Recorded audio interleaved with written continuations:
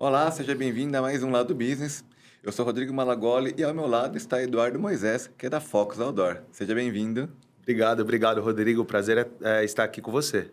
Du, o mercado de outdoor hoje na cidade, como que está funcionando? Como que é o mercado para Focus hoje? O mercado de mídia externa, de outdoor aqui em Jundiaí, é um mercado muito bom, né? Jundiaí é uma cidade muito bem administrada, é uma cidade na qual atrai muitos os migrantes, né? Principalmente os paulistanos.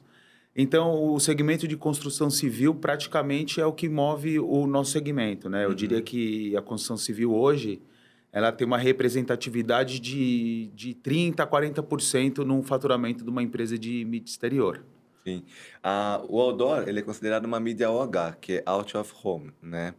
O que que significa isso? São as mídias que estão fora daquele alcance que você fica no celular ou computador, é isso? Na TV? Exatamente, Rodrigo. Esse é um termo muito usado no mercado publicitário, pelas agências, pelos anunciantes, né?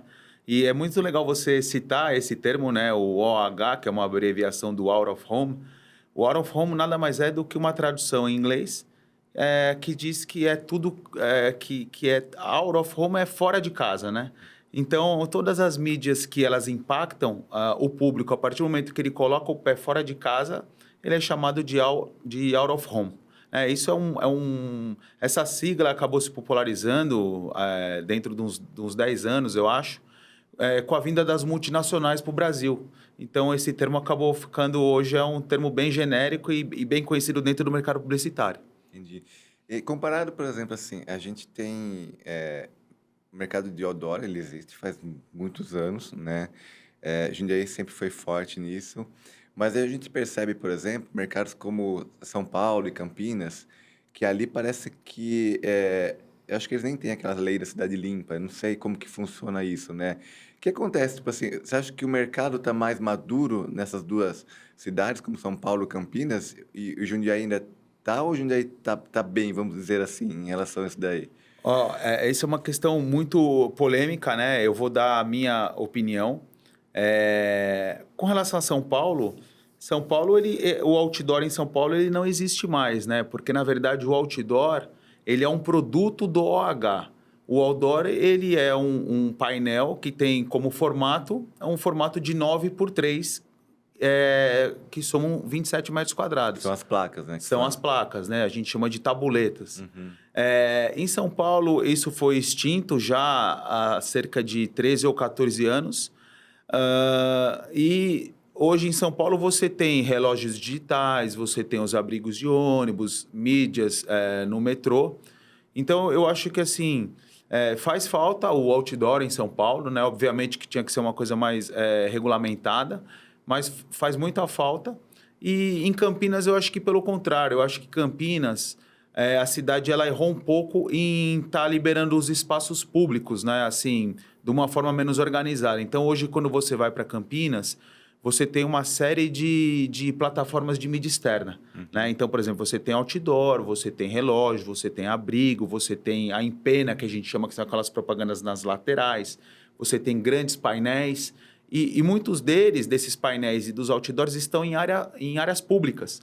Então, eu acho que Campinas ela exagerou um pouco, eu acho que ela perdeu um pouquinho a Então, mão. você tem dois extremos aí. Você Dois tem São Paulo extremos. que deu uma fechada demais e Campinas que abriu demais o mercado. E por coincidência, até falando na geografia entre os dois, A eu gente acho no meio. que Jundiaí, ele entra no meio e Jundiaí, eu sou suspeito para falar, mas a prefeitura faz um bom trabalho aqui e graças a Deus a gente vem Não trabalhando. liberar também Sim, tanta coisa. exatamente. Para que a cidade continue bonita em termos de poluição visual. Entendi. E o mercado publicitário em Jundiaí, como um todo, ele é um mercado bastante funcional? Ele tá sempre ativo? Como que Olha, você vê eu isso? acho que Jundiaí é uma cidade que cresce muito, mas eu acho que o mercado publicitário ele não acompanha o crescimento da cidade, né? Tendo em vista que aqui você tem grandes indústrias, tem grandes empresas e até muitas empresas tradicionais da região que acabam não investindo, ou seja por uma tradição, seja porque às vezes o empresário acha que ele é bem conhecido, né? Então eu acho que Jundiaí, o que tem movimentado também muito o varejo são os migrantes. né? É o migrante que vem morar aqui, é o migrante que abre uma franquia, né? Então, esse pessoal, sim, eles têm feito bastante outdoor. E o pessoal aqui da cidade mesmo, o raiz, vamos dizer assim, a gente não consegue abrir muito o leque. A gente sempre trabalha com os mesmos. E você acha que, assim, o OH, ele é bem inserido ou bem planejado dentro das campanhas publicitárias, ou você acha que ainda falta alguma coisa? Assim, a gente vive hoje uma era da internet, né? Então, lógico, eu vou tentar vender o meu peixe, mas baseado em algumas informações. Eu acho que o OH, a partir do momento que ele foi... O outdoor em si, a partir do momento que ele foi extinto em São Paulo, eu acho que a gente regrediu muito com relação à criação, né? Aqueles criadores, os criativos das grandes agências, a partir do momento que ele não vê o outdoor na cidade, né? Porque São Paulo tem 90% das agências do Brasil estão em São Paulo. Ou seja, as 10, 20 principais agências aí de faturamento estão lá. E esse cara, como ele não vê, ele perdeu um pouco. Ou até mesmo o cara que é o criador, o cara da criação, quando tinha outdoor em São Paulo, ele era uma criança ou um adolescente, ele não estava ainda na sua vida profissional. Então, eu acho que, primeiro, eu acho que se perdeu muito a qualidade da criação, das peças publicitárias. Perdeu essa referência também, né? Exatamente. Antigamente, a gente tinha outdoors com apliques, outdoors que choviam. Eu lembro que tinha um outdoor, alguns que marcaram muito, tinha o da Parmalat no lançamento, que o leite escorria no copo, né? Ele estava na Faria Lima. Então, eu acho que isso se perdeu. E eu vejo que a mídia exterior, hoje, ela meio que assim, como a verba de mídia também é muito restrita, às vezes o pequeno empresário ou a agência que tem uma conta de uma pequena empresa, às vezes ela tem que optar, né? Então, ou eu vou fazer o digital, ou eu vou fazer o rádio, ou eu vou fazer a TV, ou eu vou fazer o OH. Então, eu acho que falta um pouquinho de repente, uma conversa melhor aí entre os meios, ou até mesmo inserir o OH, tanto a mídia externa quanto a mídia indoor também, os painéis digitais também dentro de estabelecimentos, porque uma coisa conversa com a outra, né? Eu acho que a pessoa hoje ela é impactada, sim, no seu telefone, no seu computador, no seu tablet, mas é imprescindível que essa peça, esse impacto seja feito na rua também. E qual que você acha que são, assim, a gente está falando de boas campanhas, campanhas criativas, né? Eu acho que os fatores, realmente, como você falou, de uma boa campanha, é justamente sair daquela caixinha, né? E não só entregar arte 9x3, né? Dá para se pensar, né? Então, por exemplo, assim, se um criativo chegar para você e falar assim, cara, eu quero fazer um negócio muito louco, dá para fazer. Dá para fazer. É lógico que tudo tem um custo, né? Hoje as coisas são bem mais caras do que antes, né? Devido a uma série de fatores, inflação. Então, muitas vezes a verba do cliente ela também não acompanha, né? A inflação, como o nosso salário também, né? Uhum. Então, assim, dá para fazer. As peças criativas, normalmente, quando a gente tem uma solicitação ou quando o cliente pede a nossa opinião, às vezes você não precisa cobrir a cidade com tantos outdoors. Basta você escolher poucos pontos, mas com peças que são criativas e que vão chamar a atenção, que você vai ter um resultado melhor ou igual, como se você fizesse muitos outdoors pela cidade. A gente vê peças hoje que são divulgadas na internet, que são peças de outdoor que viralizaram, né? Que era tão criativa que acabou viralizando, né? Então as pessoas compartilharam. Aquela mídia espontânea, ela trouxe até mais resultado até do que aquele outdoor dentro da cidade, né? Sim, eu lembro, muitos anos atrás, até na época de São Paulo, tinha um rapaz que chamava Steve. O Steve casou com uma brasileira. O Steve trabalhava na Disney, né? Então, o Steve que cuidava daquela parte temática, né? De montanha-russa, fazia a montanha, fazia o tubarão e tal. Ele veio para o Brasil, casou com uma brasileira, veio para o Brasil e montou uma empresa especializada nisso. Então, quer dizer, ele que fazia aqueles apliques.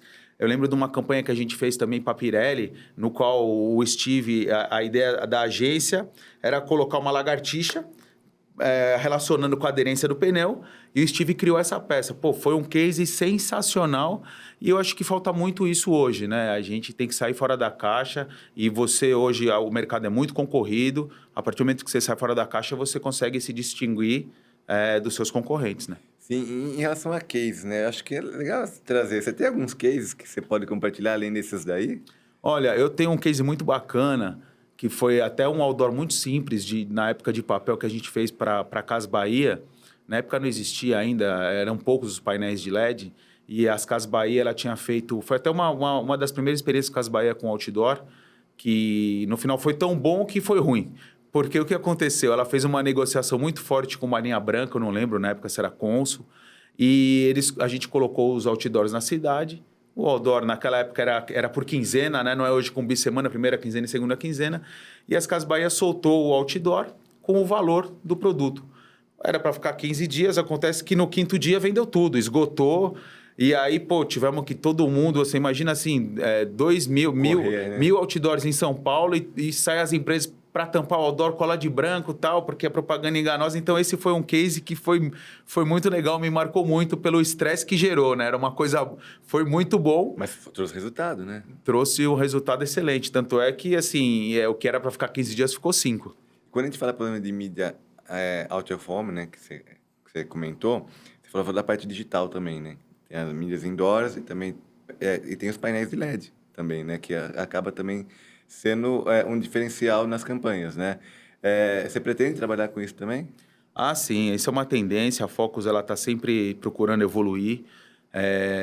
A gente tem que sempre estar seguindo aqui as leis municipais, aqui em Jundiaí.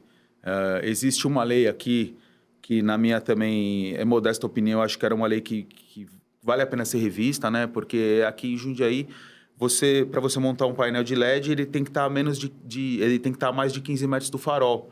E o objetivo do painel de LED é estar impactando a partir do momento que o motorista para no farol, né? Sim. Então, eu acho que é uma legislação que deve ser revista, mas o painel de LED ele é uma tendência, é uma coisa muito legal porque ele é muito dinâmico, né? Você imagina que hoje, por exemplo, a gente faz a propaganda do supermercado Covabra, o Covabra ele sempre gosta de colocar preço nos seus outdoors, né? Mas a partir do momento que você coloca preço, é para todo mundo, para o consumidor final, mas para o seu concorrente também. Então, de repente, seu concorrente também pode servir aquilo de munição, ele baixa o preço um pouco, está competitivo. Então, o painel de LED ele te dá esse dinamismo, né? Essa certeza de que você pode mudar o preço minuto a minuto através de um clique. Né? E fora a animação também, toda aquela coisa que é lúdica, né? Tem um painel aqui em Jundiaí, ele tinha uma animação de Minions e tal, então minha filha sempre passava, papai, o Minions e tal, então é legal que chama a atenção de todo mundo. Então, por exemplo, na época das Casas Bahia, se tivesse um problema daquele lá, seria resolvido facilmente com painel de LED, né? Perfeito, perfeito. Eu acho que tudo tem o seu tempo, né? Mas e você acredita que hoje, com os painéis de LED, a Casas Bahia ela opera muito pouco com a mídia externa, né? Ela é bem tímida. Eu não sei se por estratégia deles, obviamente eles investem muito em digital, mas fica até um recado aqui para o pessoal do varejo, aí, principalmente esses grandes varejistas aí. Tenho certeza que se eles voltassem a anunciar muito forte com painéis de LED, eles iam ter um resultado extraordinário. E a gente está falando aí dos grandes varejos, por exemplo. Mas até o pequeno negócio ele pode também fazer essas placas, né? Ah, sim. A mídia exterior ela é uma mídia muito democrática, né, Rodrigo? Ela serve desde um simples...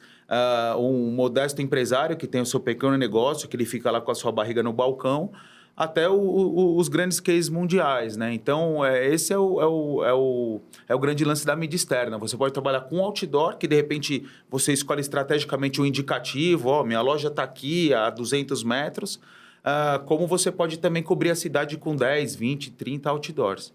Legal. A Focus nesse papel, quantas placas hoje vocês estão atuando? Olha, a Focus é uma empresa que ela atua em Jundiaí e na região, né? A região de Jundiaí, a gente chama de Grande Jundiaí, é uma região muito extensa e bem povoada.